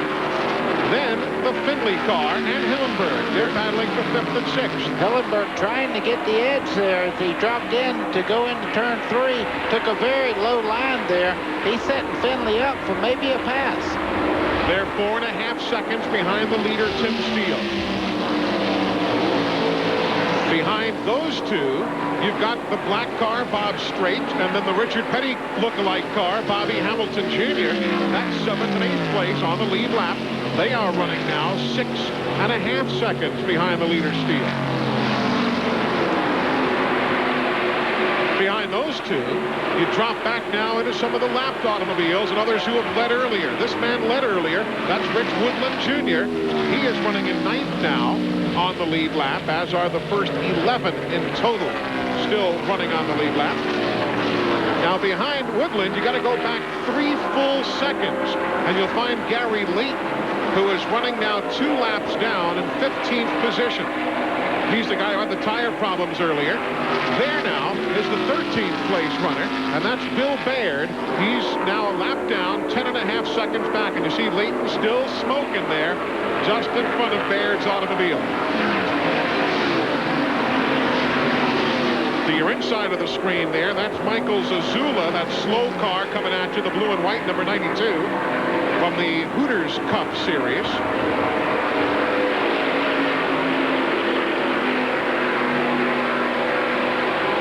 And the field goes back into turn number 1. The 7, that's Shepard. He's in 17th spot.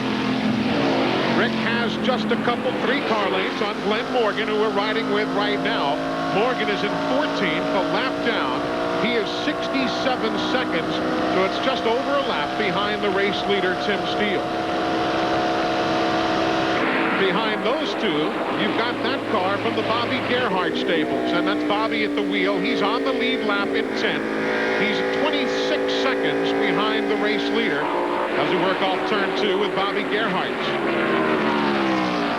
Dropping further back so you know how your favorites are running. That's James Harvey Hilton's car. Jim Lamoureux is at the wheel. Lamoureux running in 18th. He's 5 laps back. There you see a slow car on the access road as the field continues to circulate by. The number 10, Kurt Piercy, we talked to him earlier. He had a couple of bump and runs on the racetrack. He's in 19th. Being shown 4 laps down. And caution is on the speedway now as the next of our cars comes by into view. The 85 is Gary Clark. That is another of the Bobby Gerhardt-owned automobiles. Tough break for Josh Baltus right there. He was running on the lead lap in 13th. But he climbs from the car just a tad shy of the finish. 15 laps shy. Caution. It's out for the 6th time, as Josh Baltus's afternoon is done. Back at Pocono, a native of Beaumont, Texas, Glenn Morgan checks the Pennsylvania walls, while Bill Baird checks the Pennsylvania grass. Baird brought out the caution at lap 73, but he continued. We are live at Pocono International Raceway, lap number 86 of 100, the Mountain Dew 400K. The race leader, Tim Steele, has led 3 times today. He has led 60 of the 85 laps thus far. And there's our old buddy Gary Layton back on pit road again. Meanwhile, Tim Steele's team waiting, and for a moment there, Steve Burns, I thought Tim might have been considering a pit stop.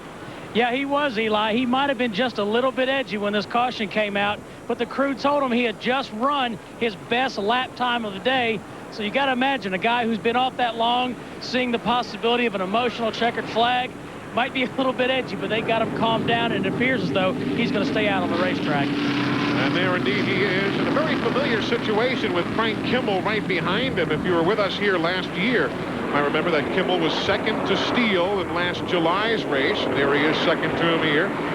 He was third to Tim Steele in last June's race here at Pocono, so those 2 guys are used to battling one against the other. I talked to Tim Steele yesterday, buddy, and I asked him point blank. I said, you know, all that talk about you going to race for Bud Moore, and then with your injuries, Bud has got Morgan Shepherd for some events. He's got Blaze Alexander for some. And I said, Tim, where do you stand right now with Bud's team? He said, Eli, I have not looked past Saturday, meaning today. Exactly. He had a lot of questions to be answered, and I tell you right now, he looks awfully strong to me. He looks like whatever he wants to do, believe me, somebody like Tim Steele does not have a problem getting a ride. And you know something? I can just imagine what the emotions will be like if he wins here today, because, you know, when he was injured on November the 5th, there were some doctors who were basically saying privately that he wouldn't be around to see November the 6th. Wow. And, I mean, he battled back. He's done all the rehab. And as the field gets the one-to-go signal, Tim Steele is going to be some 13 laps away from victory lane. Steve, it's got to be an emotional day for that bunch. Absolutely, Eli. And, you know, talking to some of the other ARCA drivers when they were at the Charlotte Motor Speedway back in May, specifically Mark Gibson and Frank Kimmel, they were glad to be in the point contention, but they said it was a hollow feeling because Tim Steele was not there. You know, the fact of the matter is, when they want to race, they want to beat the best. So, again, a hollow feeling for those guys. But as you said, Tim Steele's got to be emotional in that race car right now, trying to complete his comeback since that terrible wreck. There's Rich Woodland Jr. He's made a pit stop here at lap number 87 under the caution flag.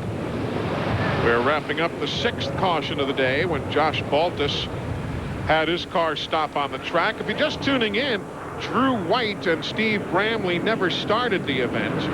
James Hilton, Jerry Hill, Norm Benning, Mark Stahl, David Boggs, all with engine problems. Tim Bainey, Mark Voigt, Mike Cicchetti had an electrical problem that took the pole sitter from the event. Andy Belmont with an ignition problem. Bob Shack, now Josh Baltus. So the attrition rate has been high. Only 25 drivers of the starting field are still on the racetrack. Little fluid on Bobby Gerhardt's Somebody's losing something up in front there. You know, the one thing about a camera on top of a race car like that, you can take one drop of oil and it looks like 5 gallons on the film. As it comes back there, sometimes it looks like a tremendous problem when it's not.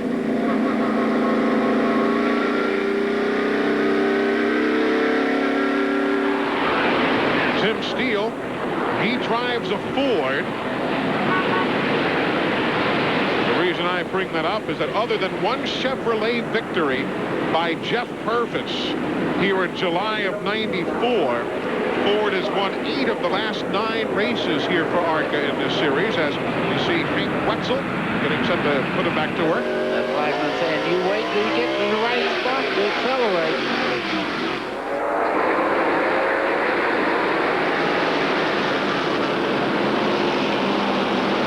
Tim Steele got off like a rocket again. Every restart today, he's been lightning fast on reaction time. A 5-time winner here at Pocono, along with Bob Keselowski, who's now on the NASCAR Craftsman Truck Series. They run in Bristol, Tennessee tonight. Bob Shack has won here 6 times.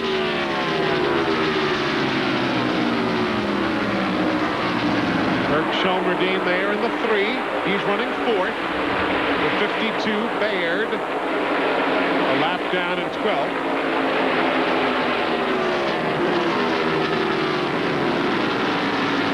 Pretty good names have won here over the years. Mike Wallace 3 times. Jimmy Horton a couple.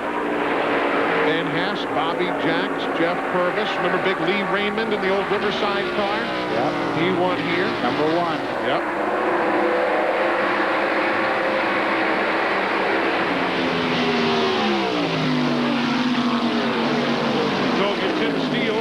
More super speedway laps in ARCA than anybody. The 2nd place man, Charlie Glotzback. Sergeant Charlie. Sergeant Charlie from Indiana. Riding with Frank Kimmel back to the tunnel turn. I don't mean to alarm anybody, but I think Frank Kimmel's pulling Tim Steele in just a little bit. He looks like he's closed it down some 5-6 car lengths in the last 2 laps. Well, let's get the old computer working up here. It's 6.86. That's the separation right now, .686 between the two, and we'll see what it is when we get a spot on them here with 10 laps to go back at the start-finish line. .564. So you're right, they've gone from .686 to .564 of a separation. Well, you see Kimmel there running along in second. He's got the advantage of the draft, and any place you run over 140, 50 miles an hour, the draft really plays a big part of the second-place car.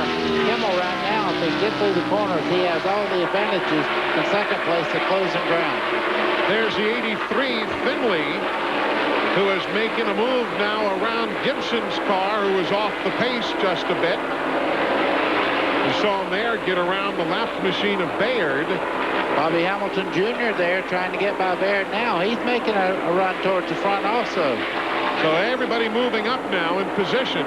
Shelmerdine third. Hillenberg is up to fourth. Then Gibson, Finley, Hamilton as they swap positions around. Gibson losing the 2 spots on that lap. He's now back to 7. He looks to be having some kind of problem. You see smoke coming out of the back as he goes down in turn 1. That'll bring out a caution for sure. Well, large plume of smoke out of the back of the 59 of Gibson. Let's see if he's put anything down. Glenn, what are they saying in his pit? His brother and crew chief Tony just told me that he dropped a cylinder, Eli. That happened on the lap previous. So when he decelerated there, that let all that oil come out of there. So it's they're just hoping they can hang on and finish here. Tough break. Got a top 5 finish for sure. Well, no caution yet. Eli, that seems to be just a lot of smoke. I was looking as the car come around there. You don't see any slippage of Gibson's car as he goes in the corner. It looks pretty dry behind him. Now, is that ever going to shake the points up? He is second in points.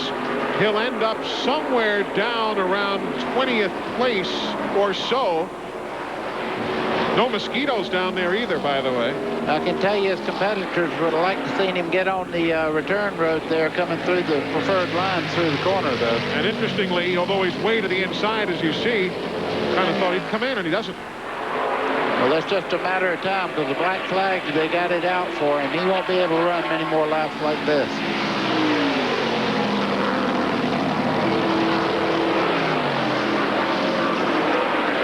Meanwhile, up front, Tim Steele is pulled away by 1 8/10 seconds. So Kimmel closed in for a while, but Steele now has stepped on the button.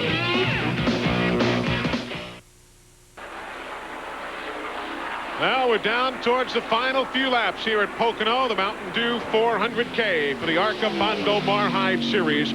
But the whole race day has been really overshadowed by that man right there, Tim Steele. He has dominated, I mean dominated from the word go, after having that devastating accident in Atlanta on November the 5th, not knowing if he'd make it through the night, and not only doing that, but recovering in total to come back and race another day. He's pulled away now by 4 seconds. What do you think happened there? I mean, Kimmel got within half a second, buddy, and now it's 4 seconds. Eli, I think he just smoothed out and realized how much race car he has, and Kimmel made a hard run at him and realized he wasn't catching this car today. By far the most dominant car on the racetrack, Tim Steele. What a great driving job. Coming back from a head injury. What a story.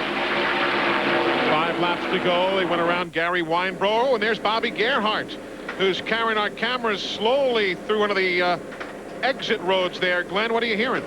Well, Eli didn't hear anything about that, but we were talking about Frank Kimmel, and one of the other things that I think may have happened is, hey, he's leading the points, and Mark Gibson was in second. He saw all the trouble Gibson was having. He knew he couldn't catch Steele. He just backed off. He's going to finish second. He's going to widen that points lead. That's true. Consistency, very much the story in ARCA, as it is in NASCAR competition.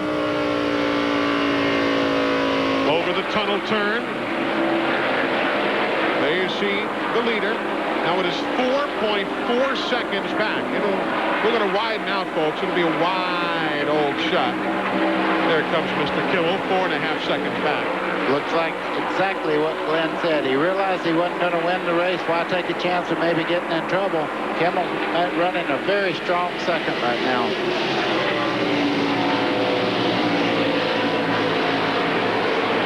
You know, there's good stories all the way back through 5th right now. Kurt Shermandine's running in third. Finley has made a great run in fourth. And Bobby Hamilton Jr., first time on a major speedway, running along in fifth.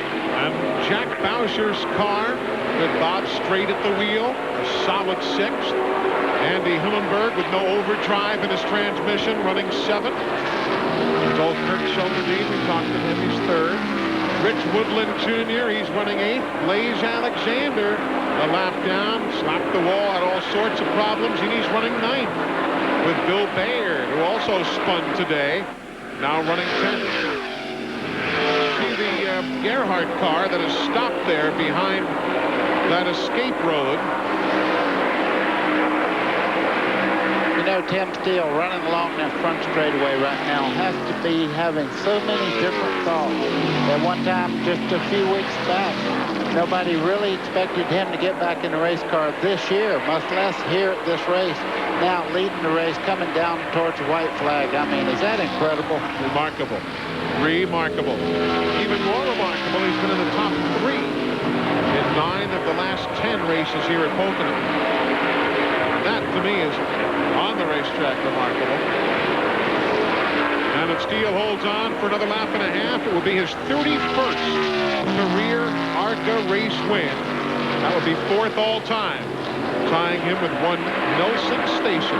Wow, what a great driver he was. That's right. Wow. White flag is flying over Tim Steele.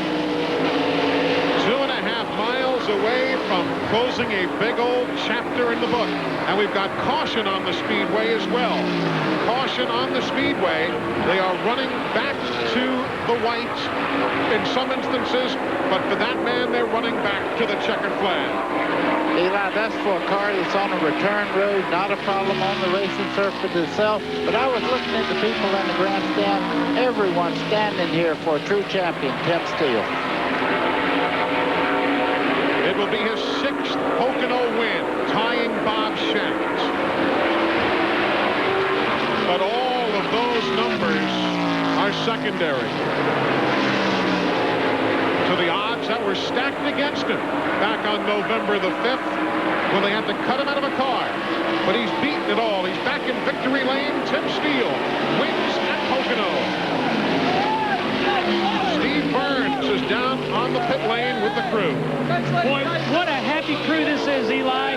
Doug Schoenborn, describe your emotions right now. What a day. I don't know. We left the shop. We were a little behind, a little late. We tried to get here, you know, as soon as we could. I happened to drive the truck, too. And I left the shop, and spines went down my backbone. You know, I just didn't know if we'd ever do this again together. I went to school with Tim for quite a while, and man, it's pretty cool. Doug, you told me before the race you had a lot of new faces. You won the championship last year, but this is a new crew, a new team. I'll tell you what, this pit crew worked all winter, some weeks twice a week. Lately, I think they've only been working one night a week, but they've worked hard, and we got a front tire changer right now that'll put it on right now. I'll tell you what, buddy, he did a great job. Everybody, this whole deal did good. Harold, HS Dye, man, I met a lot of these guys in the off season up at the dye shop, and they have got just some great people, and I'm just glad I can be part of it. Congratulations. Thanks, Steve. Let's go back upstairs. Well, Dick is on the way to victory lane. Tim Steele getting the accolades of everybody. Fans, drivers, officials. Quite a comeback. The man who was cut from a race car just a few months ago. There you see the unofficial top 10 and some super stories there, buddy, up and down that list. Yeah, Kirk Shermerdine was in question to even make it to this race this week. Finished his 3rd, great effort. Bobby Hamilton Jr., first time ever on a major speedway, 5th. Every one of these guys, they try so very hard on limited budgets. And ARCA, there's some real good drivers in this division. In the point standings, Kimmel finishes 2nd. Gibson will finish 20th. So Frank Kimmel is going to be able to pad things just a little bit atop the point standings. He grabbed the point lead, as we told you, last weekend at Michigan, and grabs it a bit stronger here today. Everybody standing for Tim Steele. He's in victory lane. Glenn Jarrett's making his way down there as well. This should be a lot of fun. Let's go down to Victory Lane and listen in. Yeah, the big crowd is gathered around him. We're going to let Tim get his helmet off, and a big smile on his face. Having a fight my way through the crowd here. We got the Hoosier scarf going on around his neck and the Hoosier cap. That's standard here in the ARCA division. And here we go. 227 days after a crash that almost took your life. I know it was tough, but man, you didn't just beat them, you killed them, you dominated. Man, I'll tell you what, Glenn, it feels really good. I can't even express how good this feels to come back and, you know, not only, you know, just to be able to get in the race car and to feel normal again and to come here to win. It's unbelievable. It's, you know, pretty amazing. I just can't. I'm pretty choked up for words right now. It's, you know, I want to thank everybody that stood by me, all the doctors, everybody that stood by me, and the ones that didn't. I guess you know what I want to say. but there's been so many people that stood behind me, and it's just a great, great feeling. Well, Tim, we're going to let you get out of the car. Congratulations. Man, what a performance, Eli. As I said, he absolutely just dominated this race. There's no doubt Tim Steele is back. No doubt about it. And he led 75 of the 100 laps here today. He's earned that dance. What a day for Tim Steele. We're back on TNN in a moment. Welcome back to Pocono, where celebrations continue for Tim Steele. The NASCAR Winston Cup cars will be out in just a while for their happy hour when we check out the full finishing order for today's Mountain Dew 400K. Of course, the winner is Tim Steele. Frank Kimball second. Look at Shelmerdine and Finley. Started 26th and 27th, buddy. Great job. Both these guys, I remember these names. I think you'll be up in Winston Cup in just a few years. Gibson coming home in 20th spot. So Mark loses a lot with that late race problem. Shuffling up the points again just a bit. Our pole sitter, Mike Cicchetti, 28th after the electrical problems, and on down the line, including those who never really did start the event, Drew White being one of those. Coming up next, My Classic Car is right here on TNN. Hope you can stick around for that. And tomorrow, a busy day, 12 noon Eastern Time. Race Day will be on the air with all the latest news from here and all that's going around the world of motorsports. Then at 12:30 tomorrow, our coverage starts for the Pocono 500, the NASCAR Winston Cup Series race. Jeff Gordon is on the Bud pole. Rusty Wallace is running quickly. We'll have all of those stories fully tomorrow at 12:30 Eastern Time. But for now, we're out of here. For Buddy Baker, Glenn Jarrett, and Steve Burns, I'm Eli Gold. We'll see you tomorrow. So long from Pocono.